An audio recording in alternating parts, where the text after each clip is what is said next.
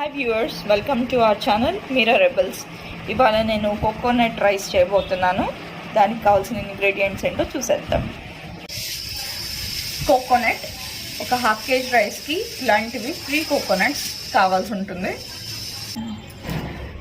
వెల్లుల్లిపాయలు, అల్లం,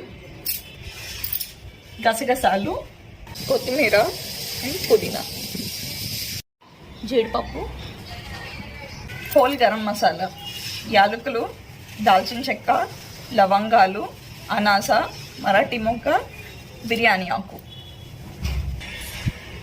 ½ kg rice తీసుకోవాలి. నేను ఇవి కడిగి నానబెట్టుకోవడానికి రెడీ చేసి ఉంచాను. ఇప్పుడు కోకోనట్ మిల్క్ మనం తీసుకోవాలి. అది ఎలా తీయాలి ఏంటి అనే ప్రాసెస్ చూసేద్దాం. ముందుగా నేను 3 కోకోనట్స్ తీసుకున్నాను. ఇవి ½ kg రైస్కి సరిపోతాయి. సో నేను ఇక్కడ కొంచెం పెద్ద కోకోనట్స్ తీసుకున్నాను. మనకి మిల్క్ అనేది కొంచెం థిక్గా ఉండాలి కాబట్టి నేను 3 పెద్ద కోకోనట్స్ తీసుకున్నాను. వీటిని మనం పగలగొట్టేసి వాటర్ సపరేట్ చేసుకొని ముక్కలుగా కట్ చేసుకొని మిక్సీలో గ్రైండ్ చేసుకొని మిల్క్ తీసుకోవాలి. సో మిక్సీలో వేయటానికి ఎలా అయితే వీలుగా ఉంటుందో అలా మనం ముక్కలు చేసుకోవాలి. సో వీటిని ఇప్పుడు మనం పగలగొట్టేసి వాటర్ సపరేట్ చేద్దాం.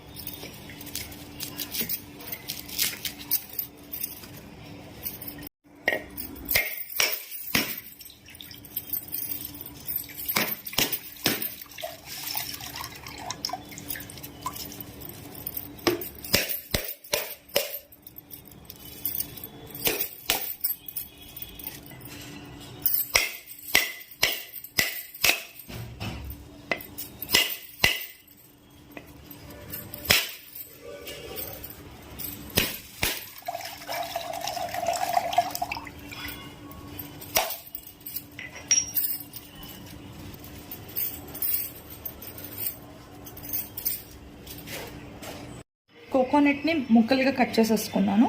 ఇది ఇప్పుడు మిక్సీలో వేసేసి గ్రైండ్ చేసుకుందాం.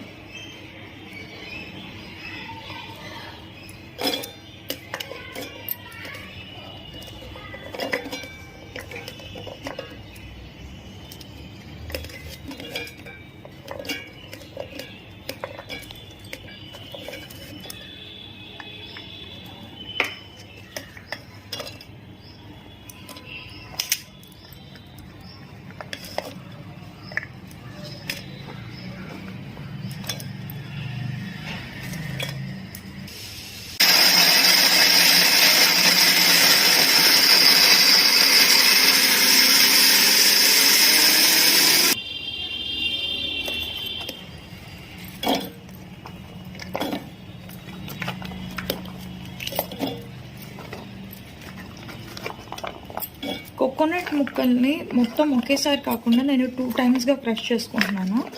ఒకేసారి అంటే జార్లో సరిపోకుండా, సో ముక్కలు కరెక్ట్గా క్రష్ అవ్వవు కాబట్టి నేను 2 టైమ్స్ వేసుకుంటున్నాను.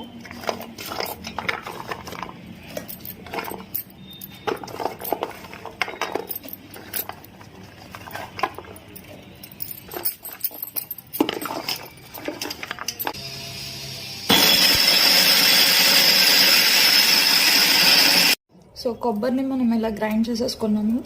ఇప్పుడు ఇందులో మిల్క్ ఎక్స్ట్రాక్ట్ చేయడానికి మనం హాట్ వాటర్ యూస్ చేయాలి. సో మనకి ఎన్ని గ్లాసెస్ ఆఫ్ వాటర్ పడతాయో అన్ని గ్లాసెస్ ముందుగానే ఒక గిన్నెలో పోసుకొని అది బాయిల్ చేసుకోవాలి. ఇప్పుడు నేను బాయిల్ చేసుకున్న హాట్ వాటర్ని ఇందులో పోసేసి దీని నుంచి మిల్క్ ఎక్స్ట్రాక్ట్ చేస్తున్నాను. సో హాట్ వాటర్ ముందులో ఇలా పోసేద్దాం.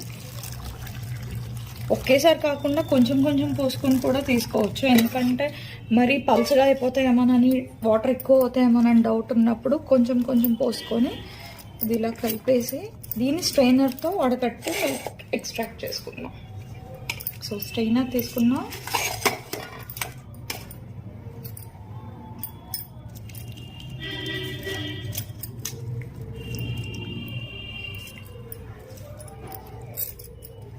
సో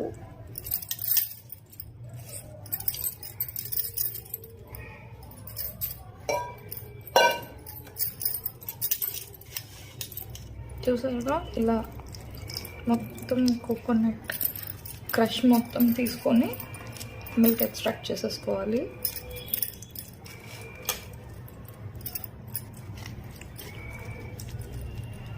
స్ట్రైనర్తో కాకుండా మీరు కావాలంటే క్లాత్లో వేసుకొని కూడా పిండితే నీట్గా మిల్క్ అనేది మనకి చక్కగా వచ్చేస్తుంది.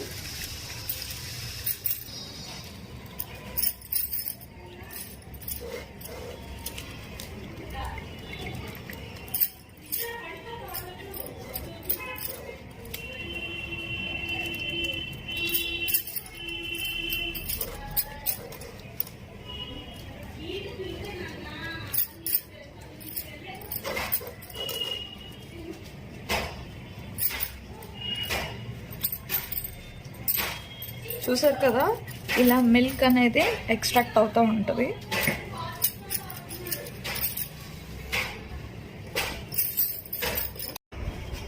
సో మనం ఇలా మొత్తం మిల్క్ అంతా ఎక్స్ట్రాక్ట్ చేసేసుకున్నాం. ఇప్పుడు మనం ప్రొసెస్ స్టార్ట్ చేసేద్దాం. సో ఇప్పుడు ప్రాసెస్ స్టార్ట్ చేసేద్దాం.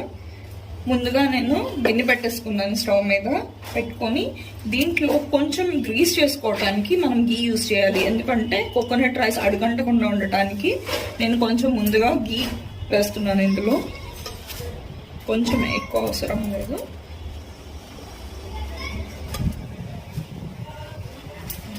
దీన్ని కొంచెం గ్రీస్ చేద్దాం.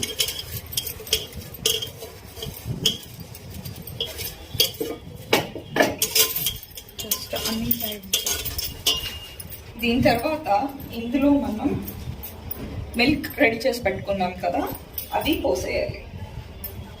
యూజువల్గా గ్లాస్కి గ్లాసున్నర వాటర్ బిర్యానీస్కి వాటికి నార్మల్ కుకింగ్కి మనం ఎలా అయితే యూజ్ చేస్తామో అలాగే మనం ఎన్ని గ్లాసెస్ ఆఫ్ మిల్క్ తీసుకోవాలి అనేది, మనం ఎన్ని గ్లాసెస్ ఆఫ్ రైస్ తీసుకున్నాం అనే దాని మీద డిపెండ్ అయి ఉంటుంది. నేను ఇక్కడ 1/2 kg రైస్ తీసుకున్నానని చెప్పాను. సో దానికి నాకు 4 to 5 glasses of coconut milk require అవుతాయి. సో నేను ఆ క్వాంటిటీ ఆఫ్ మిల్క్ తీసేసుకున్నాను. దీన్ని ఇప్పుడు ఈ గిన్నెలో పోసేస్తున్నాను.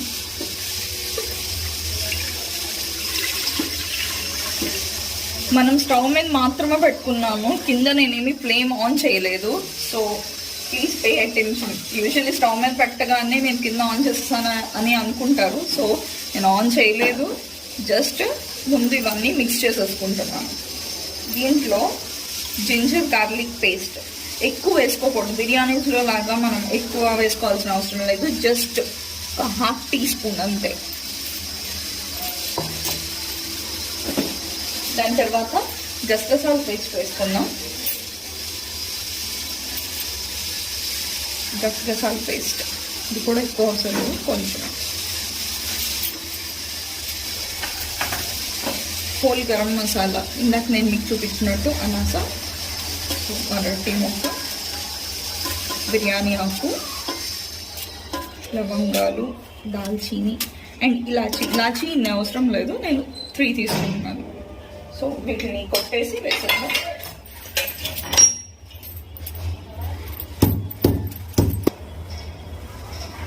ఇలాచీ.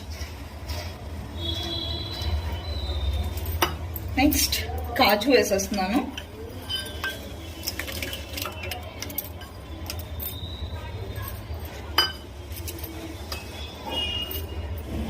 నెక్స్ట్ పసుపు.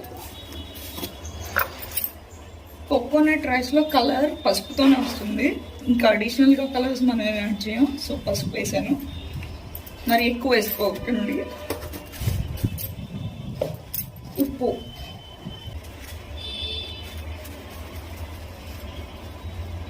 రైస్కి సరిపడా ఉప్పు ఇప్పుడే వేసేసుకొని పెట్టుకోవాలి మనం. ఇవన్నీ వేసేసిన తర్వాత మొత్తం ఒకసారి మిక్స్ చేయాలి. సో మొత్తం పేస్ట్స్ అన్ని బాగా మిక్స్ అయ్యేలా ఒకసారి కలిపేసి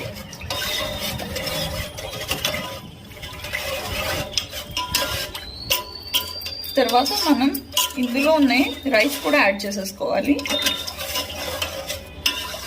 సో కలిపేసాను. ఇప్పుడు నానబెట్టుకున్న రైస్ ఉన్నాయి కదా, అది కూడా యాడ్ చేసేద్దాం. సో నేను రైస్ కూడా ఇందులో వేసేస్తున్నాను.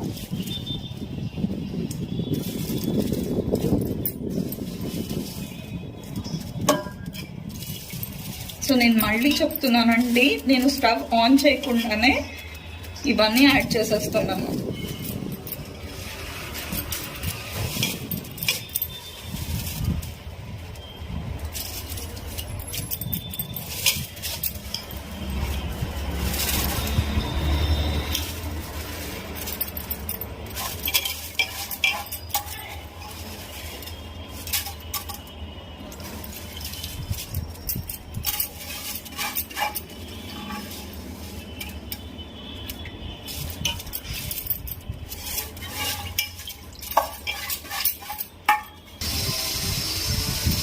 సో మొత్తం రైస్ అంతా యాడ్ చేసేసుకున్నాం కదా, మళ్ళీ ఒకసారి తిప్పేద్దాం.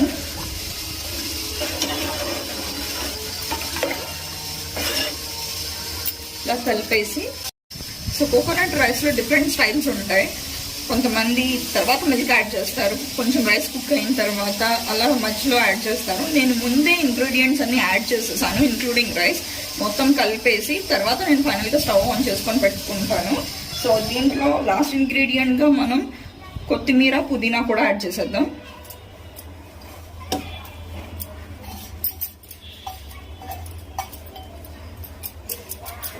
సో యాడ్ చేసేసాను. దీన్ని లిడ్ పెట్టేసి స్టవ్ ఆన్ చేసుకోండి. సో ఇది మనం హై ఫ్లేమ్లో పెట్టుకున్నాం కదా, మరి ఎక్కువసేపు హై ఫ్లేమ్లో ఉంచకూడదండి. జస్ట్ మిల్క్ వేడయ్యే వరకే హై ఫ్లేమ్లో ఉంచుకోవాలి. ఒకసారి మూత తీసేసి కలుపుకొని చూద్దాం. సో మిల్క్ కొంచెం బాయిల్ అయిపోయిన తర్వాత దీన్ని మనం మీడియం ఫ్లేమ్లో పెట్టేసుకుందాం, లేదంటే అడుగుపోతుంది. సో కొంచెం తగ్గించేస్తున్నాను ఫ్లేమ్.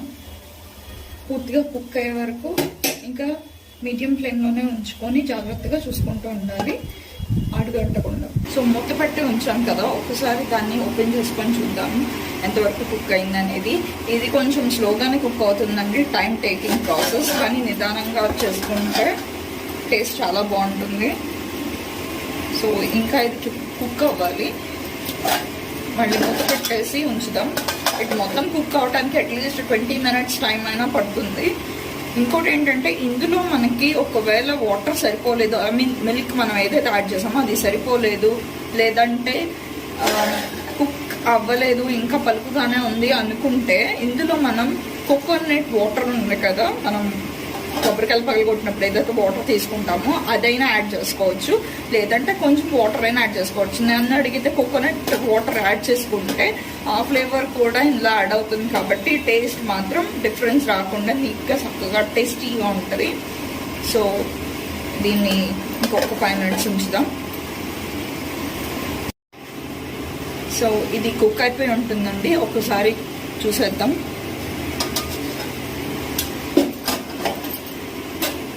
చూసారు కదా, ఆల్మోస్ట్ కుక్ అయిపోయింది. మనకు టెక్స్చర్ చూస్తేనే తెలుస్తుంది. సో మొత్తం ఉడికిపోయింది అండ్ వాటర్ కూడా కరెక్ట్గా సరిపోయాయి. సో ఇంకా డిష్ అవుట్ చేసేసుకుందాం. ఇవాళ నా special favourite recipe coconut rice is ready. So నేను నా రైస్ని మిక్స్డ్ వెజ్ కర్రీ అండ్ రైతాతో సర్వ్ చేసుకున్నాను. ఇందులో నాన్ వెజ్ కర్రీ కూడా చాలా బాగుంటుంది. వెజిటేరియన్ లైక్ చేసేవాళ్ళు మిక్స్డ్ వెజ్ కర్రీ కానీ ఇంకా ఎలాంటి ఫేవరెట్ డిఫరెంట్ కర్రీస్తో కూడా మీరు సర్వ్ చేసుకోవచ్చు. చాలా సూపర్ టేస్ట్ని ఇస్తాయి. మీరు ట్రై చేయండి. Hope you all like this recipe. ఈ వీడియో మీకు నచ్చుతుందని ఆశిస్తున్నాను. ఖచ్చితంగా మీరు ఇంట్లో ట్రై చేయండి. ఎలా ఉందో కామెంట్ చేయండి. Please support us. Like, share, comment and subscribe to our channel. Thank you so much.